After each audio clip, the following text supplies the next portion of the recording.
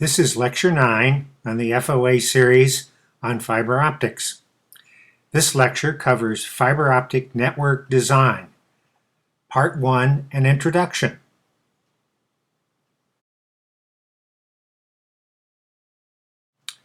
Fiber optic network design is a specialized process that is completed prior to the installation of a network to incorporate requirements for the communication needs of the user, where the cable plant will be routed, what performance the cable plant will have to have, what components need to be used to build it, what are the installation processes that will be used, what needs to be tested, and what needs to be documented when the network is finished.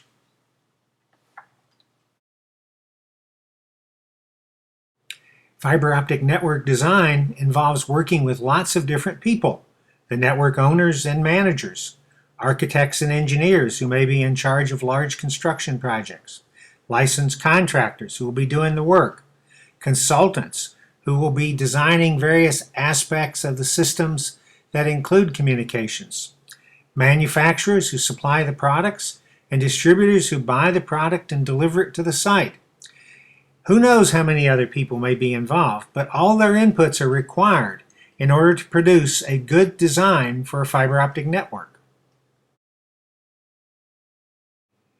Fiber optic network design requires the people who do the design work have an in-depth knowledge of topics like fiber optic components and systems, fiber optic installation processes, appropriate standards, and local codes and regulations.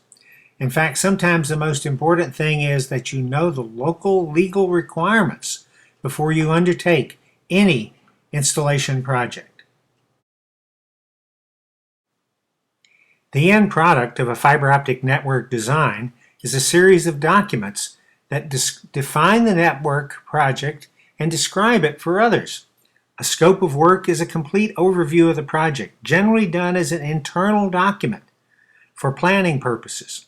A request for proposal will go out to outsiders like contractors to get their ideas on how the design should proceed. A request for quote is pricing from a contractor on exactly the project that you want. And eventually there'll be a contract that will refer to these documents and be the legal document for the contractor who is doing the work.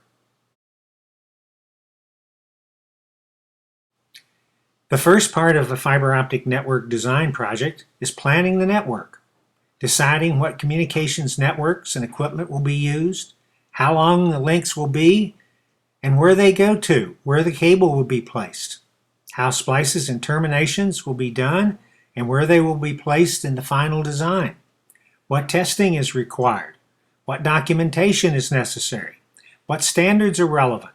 All of these things must be covered before the actual network design is completed.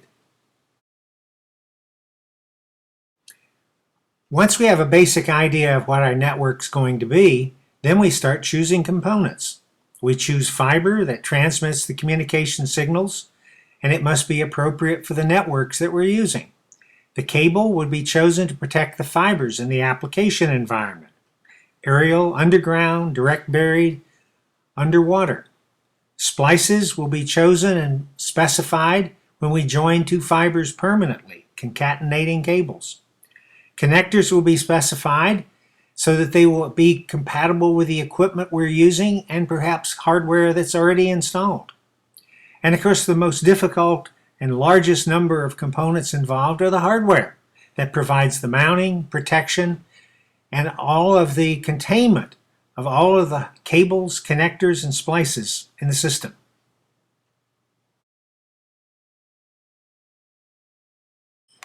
Once we've defined the system and chosen components, we do a design review. Will the design support the networks that we're planning on running on it? Are the components compatible with each other? We've done a power budget to make sure that the communications equipment we want to use will operate over that network. We've looked at environmental requirements. And finally, and perhaps most importantly, we've decided what permits we need, what inspections will be done, and any other legal requirements of the system. With a complete design, we then specify testing requirements. Very often we test cable before installation to make sure it's good before we spend the money to put it in the ground or in the air. Every fiber and every cable should be tested for loss after it's installed, and the loss should be similar to the loss budget calculation we did during the design phase. Outside plant cable installation will usually be tested with an OTDR, especially if they're intermediate splices, because that's the only way we have of proving the splices are good. All of the test information, all of the records from our test are kept for documentation, for future troubleshooting, specifically if we have to do restoration. Next, we write the specs for the cable plant, a complete statement of work, so an internal document exists that defines very specifically what we're doing. That can lead to requests for proposals and requests for quotes. We specify the route, the network equipment, the fiber type and connectors, the termination types we'll be using, cable and hardware types, but sometimes we need to allow for alternative suggestions, either from manufacturers or from contractors who bid on the project, because they may have ideas that save us money and make a more efficient system.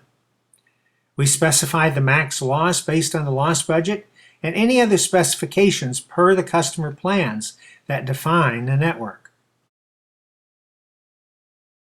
Generally, estimating the cost of the project will be done even before it goes out for bids.